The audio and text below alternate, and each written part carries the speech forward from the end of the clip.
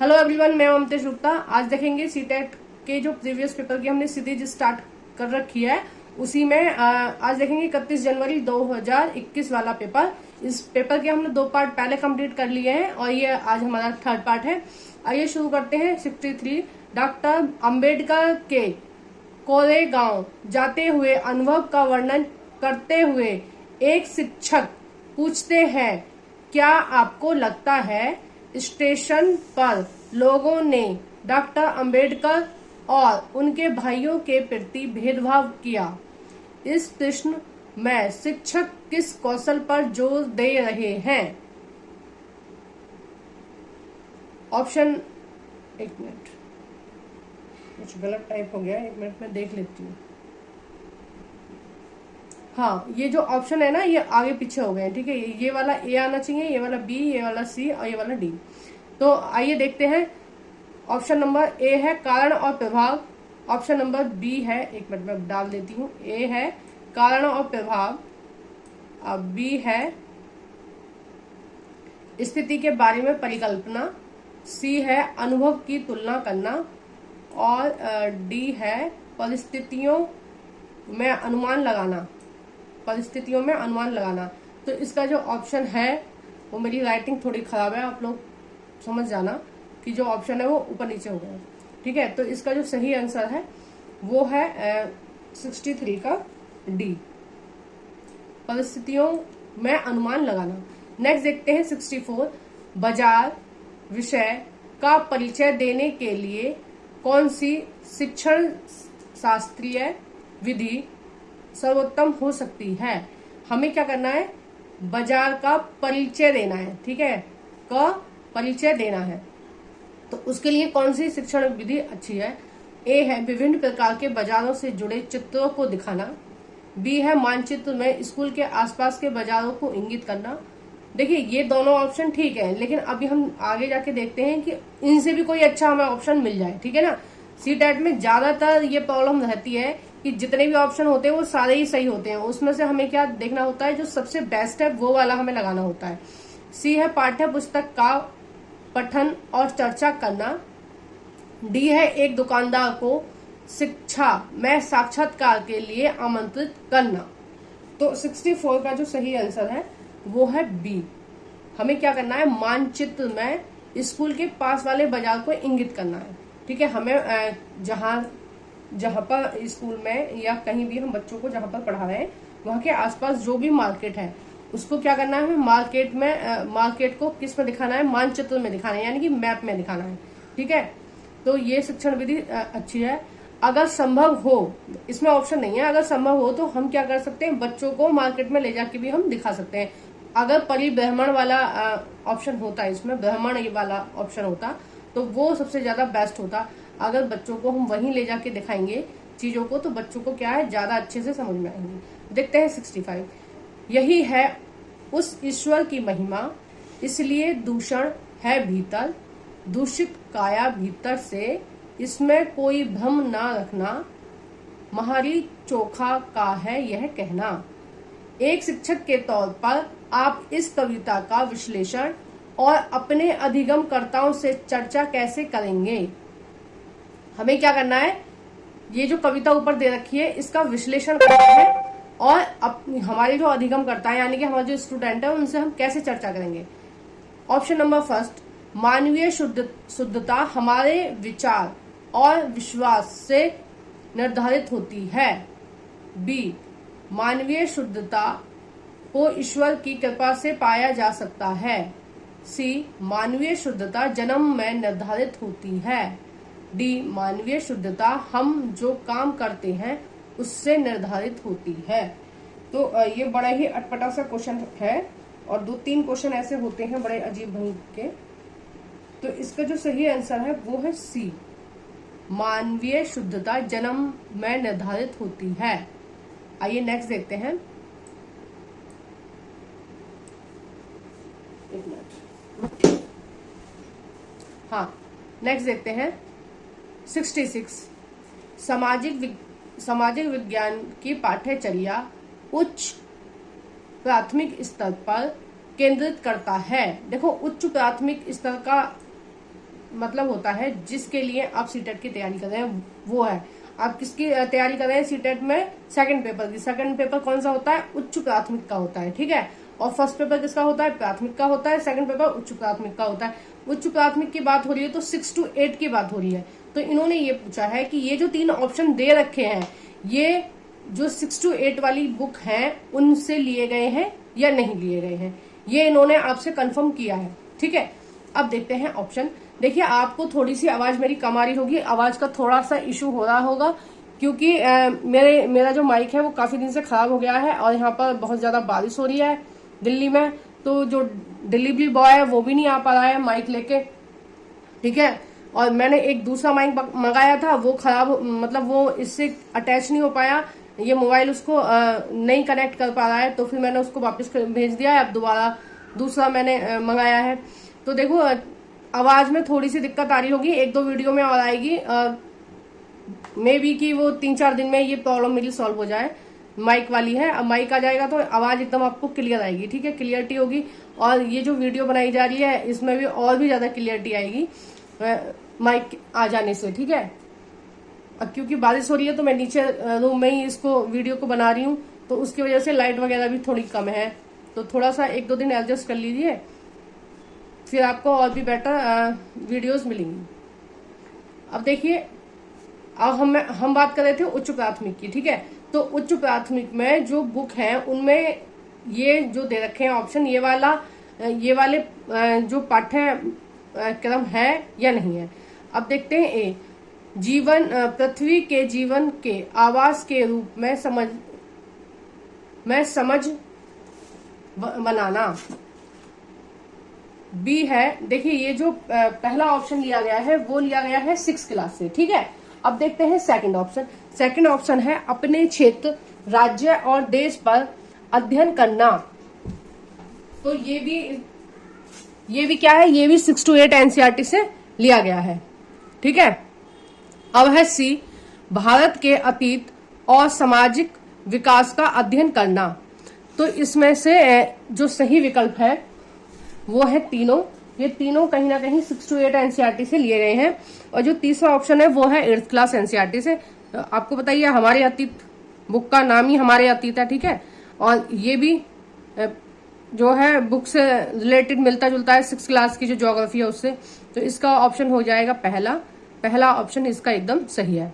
अब देखते हैं 67, ग्लोब और प्रकाश स्रोत का इस्तेमाल करके एक शिक्षक निम्न में से किन अवधारणाओं को दर्शा सकता है। देखो उसने क्या किया है, ग्लोब ले लिया और प्रकाश का स्रोत, मान लीजिए उसने एक टॉर्च ले लिया हाथ में और वो क्या कर रहा है, एक जो शिक्षक है उसको ग्लोब की मदद से पढ़ाने की कोशिश कर रहा है। ग्लोब और प्रकाश स्रोत का इस्तेमाल करके एक शिक्षक निम्न में से किस अवधारणा को समझाएगा। अब वो किस चीज को समझाने की कोशिश कर रहा है, ग्लोब लेके एक टॉर्च लेके, ठीक है। तो ऑप्शन नंबर 1 है परिक्रमण। देखो ये बात बिल्कुल सही है, क्या समझा रहा है, मतलब टॉर्च को क्या मान लेगा, वो सूर्य मान लेगा, ठीक है। तो उससे क्या है, परिक्रमण भी समझा सकता है। दिन रात कैसे होते हैं, अब वो क्या करेगा, पृथ्वी का जो मॉडल है उसको ग्लोब को घुमा घुमा के दिखाएगा कि देखो यहाँ पे जहां पर रोशनी आ रही है घूमते समय ग्लोब पर, वहां पर क्या होगा, दिन, और जो उसके पीछे वाला हिस्सा होगा वहां पे होगा रात, है ना। अब देखते हैं नेक्स्ट, मौसम परिवर्तन। देखो मौसम परिवर्तन भी वो उसकी वजह से दिखा सकता है ना। तो इसका जो आंसर हो गया, देखो डी नहीं होगा, वर्षा का वितरण जो है वो उससे, जो प्रकाश है उससे रिलेटेड नहीं है, ठीक है ना। प्रकाश से वर्षा का वितरण का रिलेशन नहीं बैठ रहा है।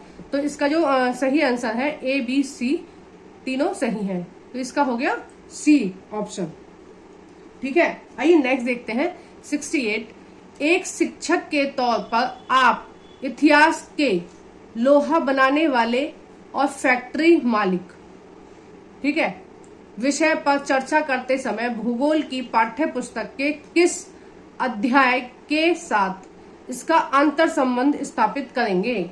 यानी कि किस चीज को आप इससे रिलेट करके पढ़ा सकते हैं भूगोल में, ठीक है। क्या बताना है हमें, लोहा बनाने वाले और फैक्ट्री मालिक के बारे में हमें क्या बच्चों को पढ़ाना है। अब देखिए लोहे की बात चल रही है, तो लोहा क्या है, खनिज संसाधन है, ठीक है, लोहे के उद्योग भी होते हैं, और ये क्या है, एक तरह का ऊर्जा संसाधन भी है, ठीक है। और ये एक अलग चीज हो गई हमारी पृथ्वी के अंदर, ये क्या विकल्प हो गया, एक थोड़ा सा अलग डिफरेंट चीज हो गई। तो जो 68 का सही आंसर है वो है सी, ए बी और सी सही है, ठीक है। नेक्स्ट देखते हैं 69, एक शहर के स्कूल में भूगोल की कक्षा में वनों के प्रकार विषय का परिचय देने के लिए सर्वोत्तम विधि है। कौन सी विधि जो है वो सबसे अच्छी है ना? क्या पढ़ाना है हमें? वनों के प्रकार। तो ऑप्शन नंबर 1 है विभिन्न प्रकार के वनों पर आधारित डॉक्यूमेंट्री दिखाना, मतलब जितने भी प्रकार के वन होते हैं उनके जो उनसे संबंधित क्या दिखाना हमें, डॉक्यूमेंट्री दिखाना।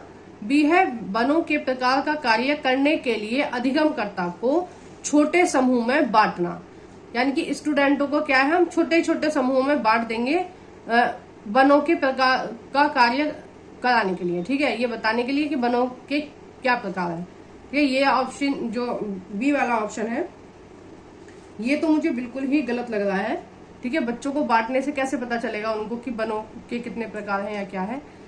और सी ऑप्शन है विद्यालय के समीप वन का क्षेत्र भ्रमण का आयोजन कराना। देखिए ये वाला ऑप्शन जो है सी वाला वो बिल्कुल एकदम करेक्ट है। मैंने आपको अभी बाजार वाला बताया था क्वेश्चन, उसमें भी अगर ये वाला ऑप्शन होता कि हम पास वाले बाजार में बच्चों को भ्रमण के लिए ले जाएंगे, घुमाने के लिए ले जाएंगे, तो वो ऑप्शन ज्यादा सही होता, ठीक है, और ऑप्शनों के मुकाबले। क्योंकि जब हम किसी चीज को देख भी रहे हैं, ठीक है, देख रहे हैं, देख के समझ रहे हैं, उसके बारे में जान रहे हैं, तो वो चीजें हमें ज्यादा अच्छे से याद रहेंगी, है ना। अगर आप किसी भी चीज को वर्बली बताओगे तो वो हमारे माइंड में कम देर स्टे रहेगी, लेकिन आप उसको दिखा के समझाओगे तो मुश्किल है कि वो हमारे माइंड से निकल जाए। तो ये वाला ऑप्शन एकदम सही है। और कभी भी आपको बहुत सारी चीजें दी हो, इस तरह का क्वेश्चन हो, तो जो भ्रमण वाली चीज होती है वो सबसे सही।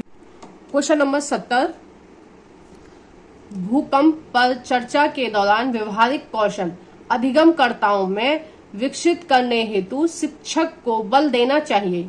यानी कि वो शिक्षक क्या पढ़ा रहा है, भूकंप पढ़ा रहा है, ठीक है, और बच्चों में क्या चीज हमें विकसित करनी है, व्यवहारिक कौशल, है ना। तो शिक्षक को किस चीज पे बल देना चाहिए?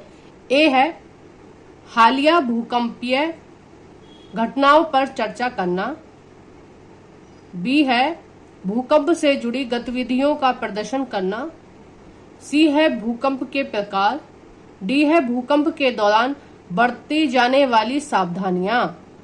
तो हम क्या बच्चों को सिखा रहे हैं, हम सिखा रहे हैं व्यवहारिक कौशल, है ना। व्यवहारिक कौशल में क्या चीज बताएंगे, हम बताएंगे उसको कि अगर भूकंप आता है तो आपको कैसे बचना है ना, क्या क्या आपको सावधानी रखनी चाहिए जिनकी वजह से आप बच पाओगे। तो वो चीज हम बच्चों को बताएंगे।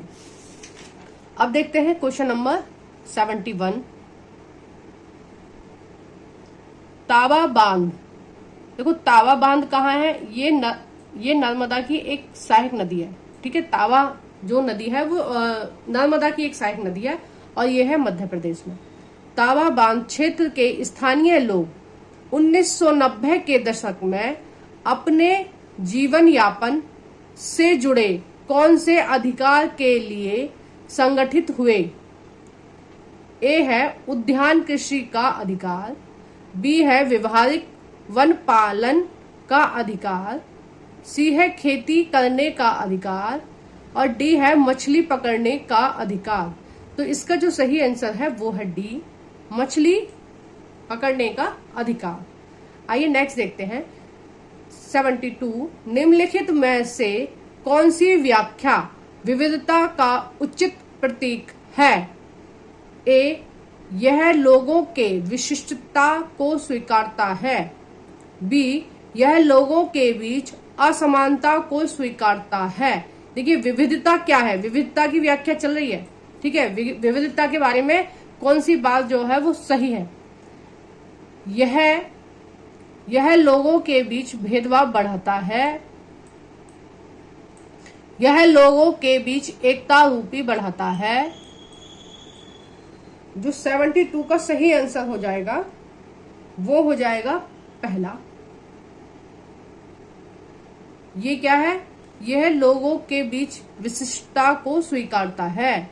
विशिष्टता का क्या मतलब है? लोग अलग अलग तरह के लोग हैं, ठीक है, अलग अलग तरह के लोग हैं, उनकी विविधता को वो क्या है, उनके अलग अलग जो पन है उसको क्या है, स्वीकारता है, ठीक है। हर व्यक्ति अपने आप में विशिष्ट है ना। तो उसका उचित प्रतीक क्या है कि वो यह लोगों की विशिष्टता को स्वीकारता है। देखो असमानता क्यों आ रही है, इसको क्यों हमने गलत किया है? असमानता का मतलब होता है कोई बहुत आगे है और कोई बहुत पीछे है, ठीक है। धन के तौर पर या जाति के तौर पर ऊंचा और नीचा इस तरह का भाव आ रहा है।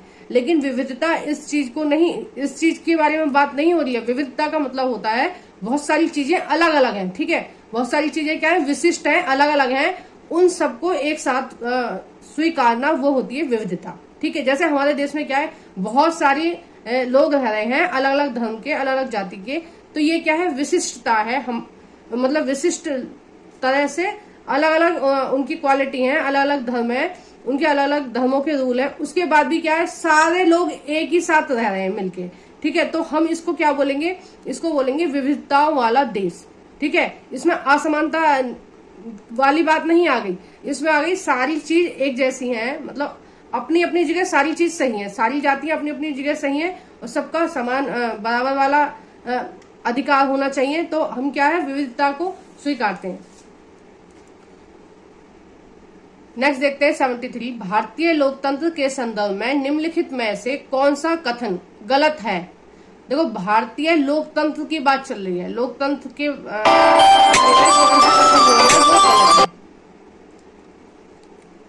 क्वेश्चन ऑप्शन नंबर 1, भारत में सरकार को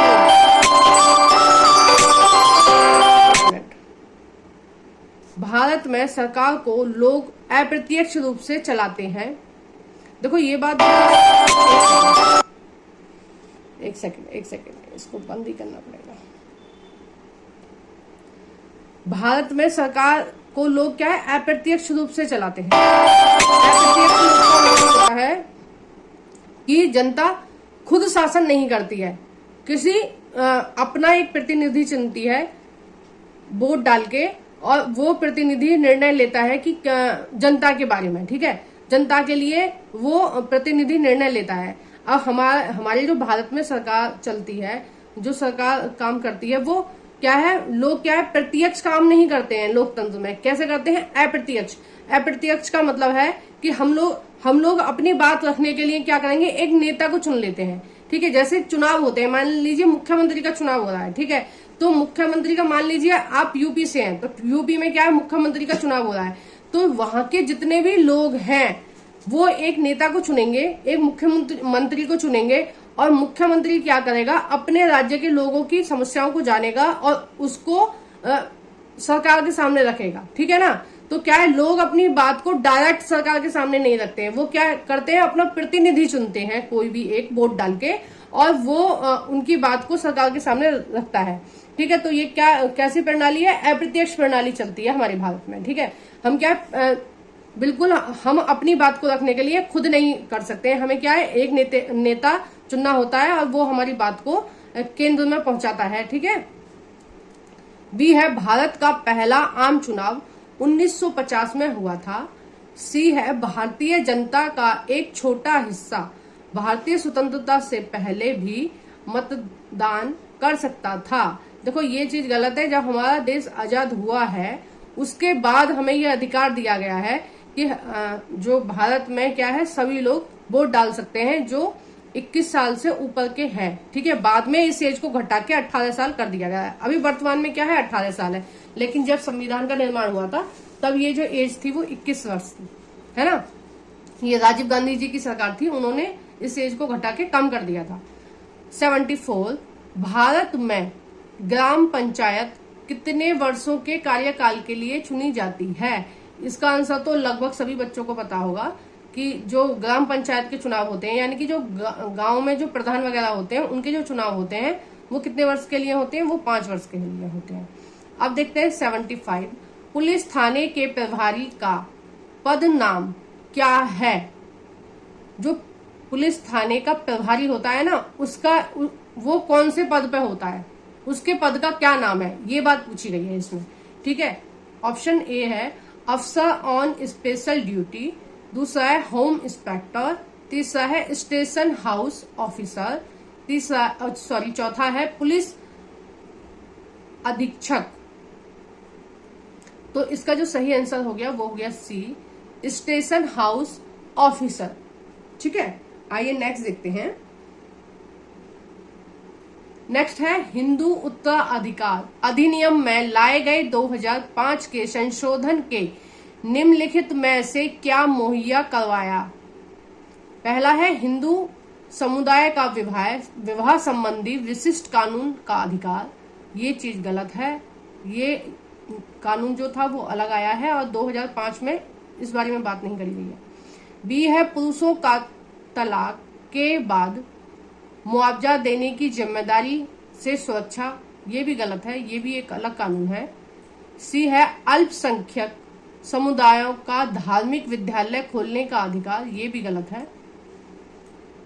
और डी है महिलाओं का पारिवारिक संपत्ति में बराबर हिस्सेदारी का अधिकार। देखो ये सही है। 2005 में जो कानून आया था, संशोधन अधिनियम जो आया था हिंदू उत्तराधिकारी का, उसमें क्या बताया है 2005 के अकॉर्डिंग कि जो महिलाएं हैं वो अपने पिता की जो प्रॉपर्टी है उसमें बराबर की हिस्सेदार है। मतलब जिस तरह बेटा किसी भी प्रॉपर्टी में हिस्सेदार है, मतलब क्या होता है, अब पिता के बाद जो प्रॉपर्टी होती है वो किसके नाम आती है, पुत्र के नाम आती है। लेकिन 2005 में एक नियम में संशोधन किया गया था कि जो प्रॉपर्टी है 2005 के बाद जो प्रॉपर्टी है वो किसके नाम आएगी, वो उस व्यक्ति के सभी बच्चों में बराबर बराबर हिस्सेदारी होगी। सभी बच्चों का मतलब है लड़की को भी मिलेगी और लड़का को भी मिलेगी।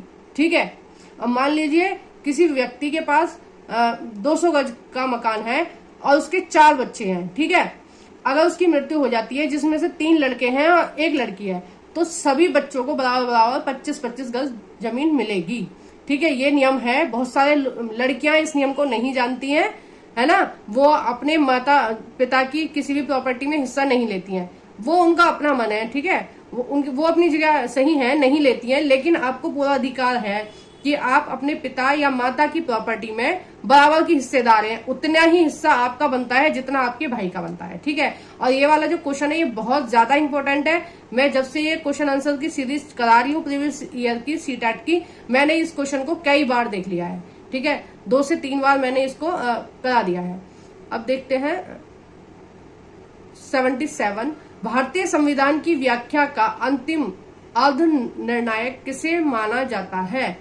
ए नगर पालिका, बी अटॉर्नी जनरल, सी भारत के राष्ट्रपति, डी संसद।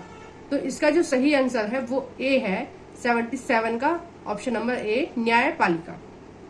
ठीक है, न्यायपालिका को क्या माना जाता है, अर्थ निर्णायक, अंतिम अर्थ निर्णायक, यानी कि जो न्यायालय बोल देती है, जो भी फैसला सुनाती है उसको सभी लोग मानेंगे और उस फैसले का सभी लोग सम्मान करेंगे, उसको मानेंगे, उसको फॉलो करेंगे। तो अंतिम अर्थ निर्णायक कौन हो गया, हमारी न्यायपालिका। न्यायपालिका का मतलब होता है कोर्ट से होता है ये। ठीक है, हाई कोर्ट, सुप्रीम कोर्ट, इस तरह की जो कोर्ट है उनसे होता है। तो अंतिम अर्थ निर्णायक कौन है, न्यायपालिका। ठीक है, तो इसी तरह की और वीडियोस के लिए सब्सक्राइब करें मेरा channel NCERT Mamtesh Gupta. Please मेरी वीडियो को लाइक भी करा करो, शेयर भी करा करो और कमेंट करके बताया करो कि आपको मेरी वीडियोस कैसी लगती हैं। इसी तरह के और क्वेश्चन सेट के लिए आप सब्सक्राइब करें मेरा channel NCERT Mamtesh Gupta. Thank you for watching everyone.